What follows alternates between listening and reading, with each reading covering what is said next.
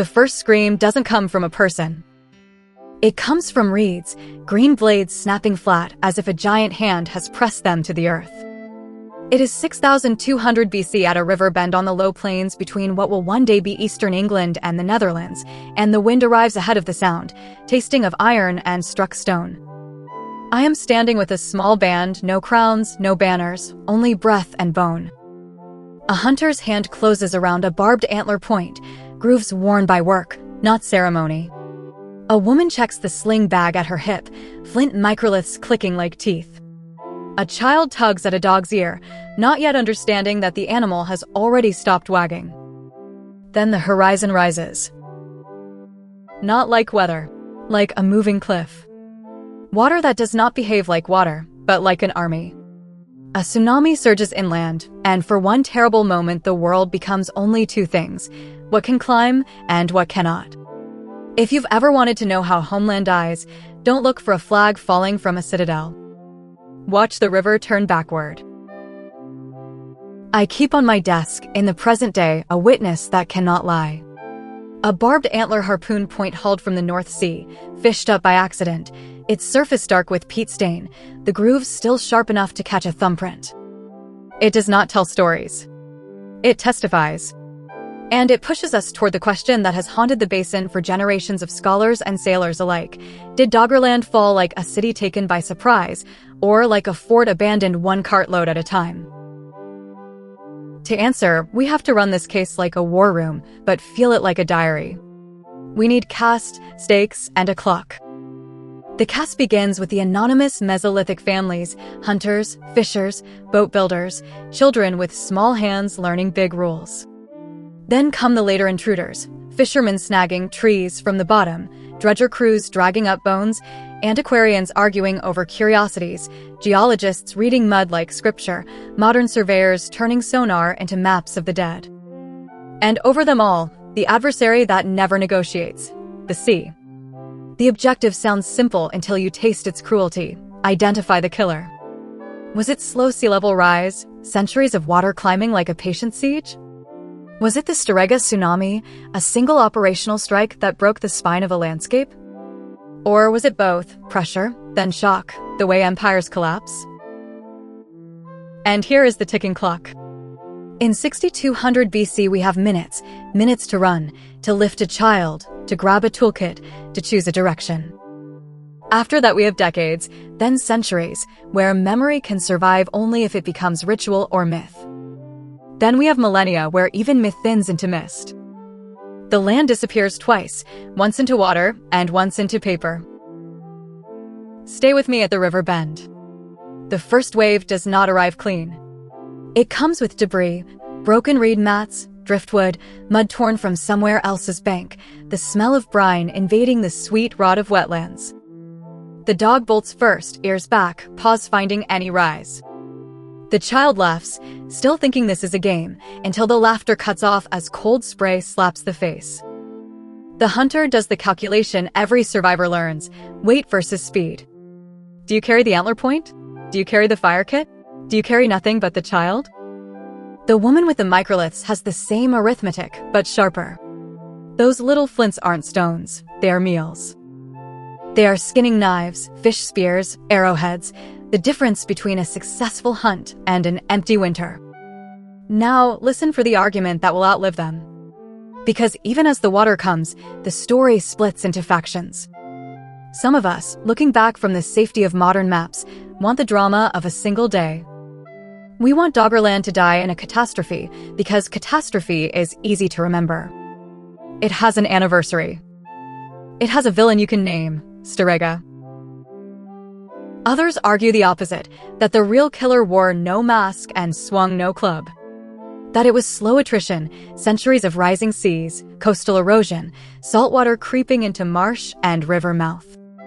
A retreat so gradual you can deny it, one campsite at a time, one hunting corridor at a time, until the day you wake and the path your father taught you runs underwater.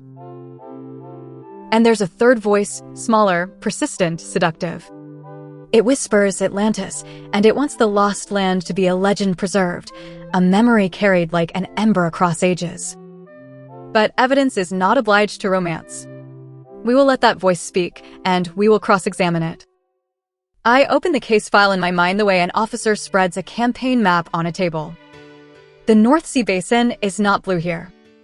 It is land, broad, low, veined with rivers, stippled with lakes, stitched with wetlands and raised sandy ridges. After about 10,000 BC, the last ice age loosens its grip, and meltwater begins its long work. Sea level rises globally, but what matters is not a number on a chart. What matters is where people can walk without sinking, where deer move, where fish run, where you can build a fire that will not drown. Doggerland is not a tiny island. It is a living plain, game corridors for red deer and aurochs, hazel stands that feed families, river arteries that carry canoes like veins carry blood. The people here move seasonally, not because they are aimless, but because their calendar is written in migration and spawn. They carry microlith toolkits, small flints that can be set into wood and bone. They make controlled fire. They know the smell of peat smoke and wet hide. This is the first uncomfortable thought. These are not primitives waiting to be rescued by agriculture. They are specialists. And specialists, when the environment changes, suffer first. Evidence, our witnesses, arrives in pieces, literally. Flint tools dredged from the seabed, microliths that fit the fingers like an old habit. Animal remains, red deer, aurochs, boar, fauna that tell us this was not an empty sandbank, but a mosaic of grassland and wetland. Peat layers, dark, dense, the compressed breath of centuries of plants, marking former land surfaces now drowned. Drowned forests, tree stumps found underwater, roots still gripping soil as if refusing eviction. And then, hovering over the file like a red stamp, the Storegga slide. A submarine landslide off Norway, a mass of sediment collapsing, displacing water with the indifference of geology. The resulting tsunami sends energy across the North Sea Basin. Models and deposits suggest it hit coasts hard, especially low-lying landscapes. River mouths become funnels. Plains become basins. Wetlands become traps. But here is where a good investigation refuses to be hypnotized by drama. Even before the tsunami, if we grant the tsunami, it's already happening. Sea level rise is squeezing the lowlands. Saltwater intrudes into fresh marsh. A place that once gave reeds and fish becomes brackish, then bitter. Campsites become seasonal islands. Seasonal islands become hazards. And then they vanish. Imagine the arguments around the fire as this happens. The elder who says, "The river has always run there." The younger hunter who has walked farther each year to find game and returns with the same look people wear today when rent rises faster than wages, anger sharpened by fear. The boat builder who keeps measuring timber, testing new lashings, because when land breaks into islands, boats become roads. The person who quietly begins storing food on higher ground, saying nothing because saying it out loud would make it real. If you want politics, don't look for a Senate. Look for kin groups negotiating space on ridges that are shrinking. Now we bring in the first major perspective, call it View A, the catastrophe thesis. It says, Doggerland's decisive collapse was the Storegga tsunami around 6200 BC. One morning, one wall of water, and a society shatters. The evidence it leans on is serious. Tsunami deposits in certain coastal regions, sediment layers that speak of sudden marine intrusion, modeling that shows how far inland such waves can surge in a low, flat basin. And it fits a human instinct. A sudden terror can erase a world not only by drowning bodies, but by crushing confidence. Picture it again, but wider. The wave hits the river mouth first. Water piles into channels and accelerates, carrying logs like battering rams. People run toward what they believe is safety, ridges, dunes, the slight rises where hazel grows. But the water doesn't only flood, it rearranges. It scours soil, it buries hearths under silt, it smashes canoes, it salts stored food. A community can survive with fewer people, yes, but can it survive without tools? Without dry kindling? Without the remembered routes that made survival predictable? The catastrophe thesis argues, even if not everyone died, the social system could. If you lose the boat builder and the best hunter in the same hour, it doesn't matter that the ridge still stands. If you lose the ritual place, burials, offerings, the grove where stories anchor, then even survivors become refugees in their own minds. But now the counterargument steps in. Firm as a boot on a map table, sea level rise was already fragmenting the landscape. Doggerland had been turning into an archipelago for generations.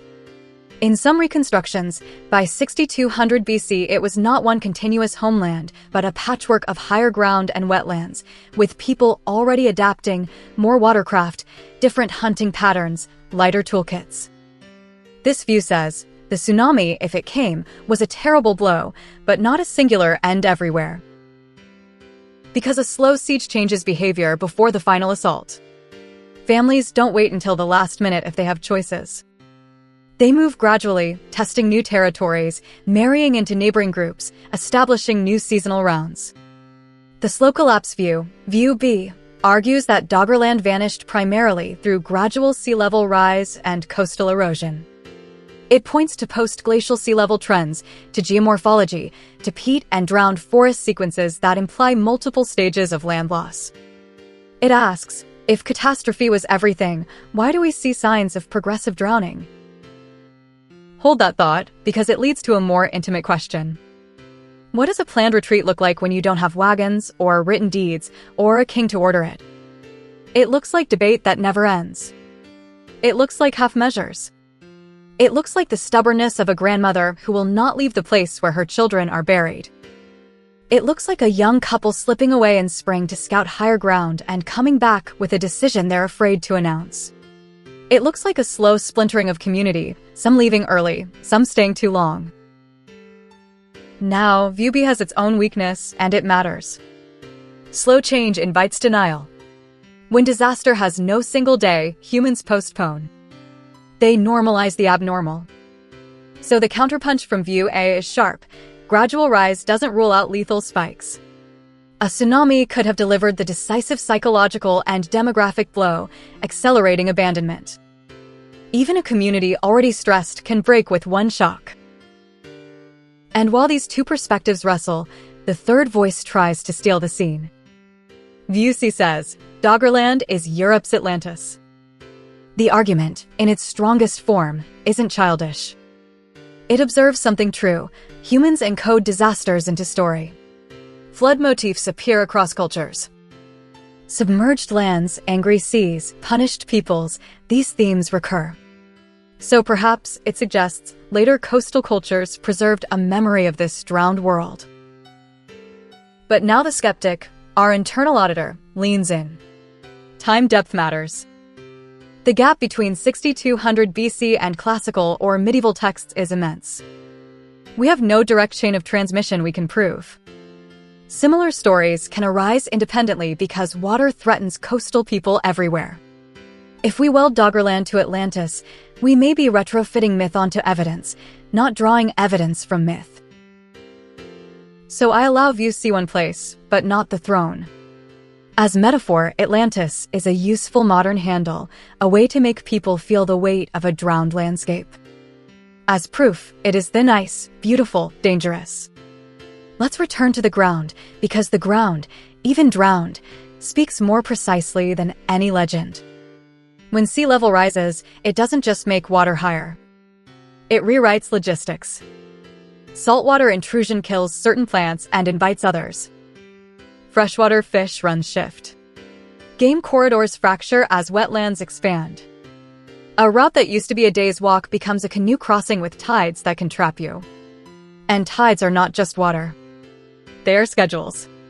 So imagine the Mesolithic planner, the person we never name, but whose choices determine survival corridors. They stand on a slight rise with a child on one hip, scanning the low plain. They're not thinking in meters of sea level change. They're thinking, can my people reach the hazel stand before dusk? Can we dry meat without brine spoiling it? Can we cross that widening channel with the old canoe, or do we build a new one, spending days we don't have? And the most brutal question, if we leave, who follows? If we stay, who dies? Now let's re-enter 6200 BC, but with the benefit of the war room. The tsunami, if it arrives here, does not politely flood and recede. It hits unevenly, depending on the shape of the coast, the depth of channels, the funneling of rivers. Some places suffer a wall. Others suffer a surge that turns the world into spinning debris. People who know every reed bed now face a landscape that has become a weapon against them. Mud that sucks at ankles, channels that appear where none existed, floating logs that strike like clubs. You can feel, in your own body, why the catastrophe thesis has power. Because in one morning, planning turns into panic.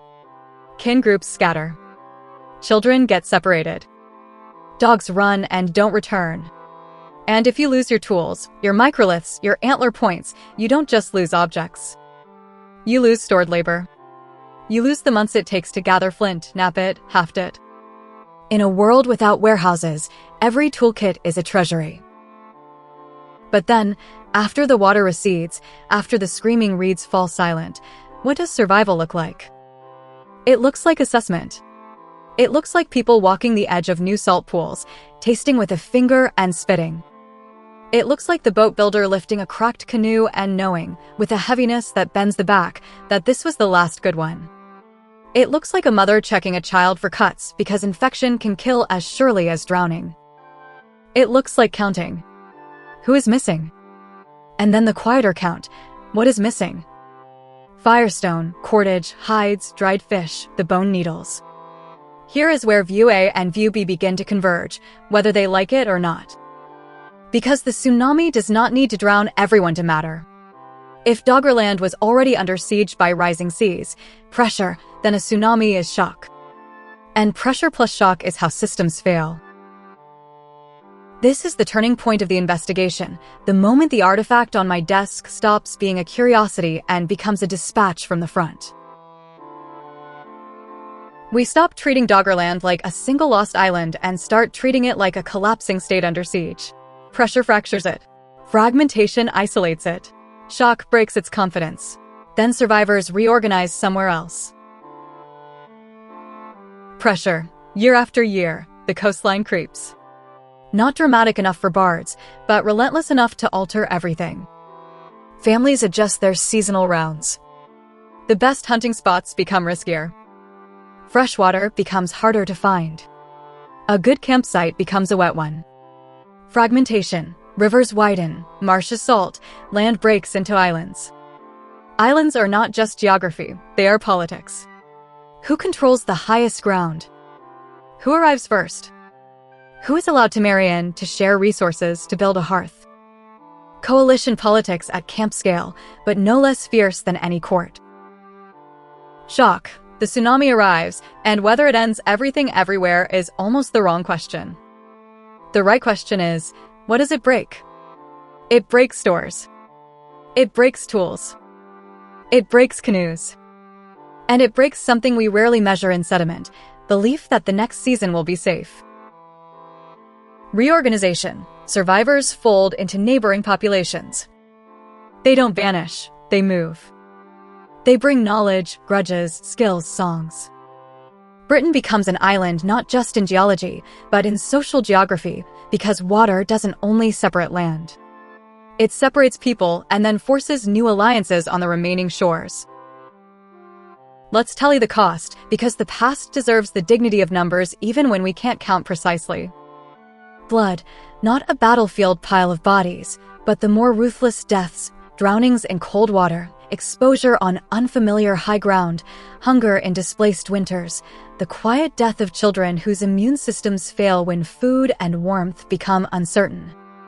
Treasure, toolkits lost, canoes smashed, stored food spoiled by saltwater, the knowledge of routes rendered obsolete.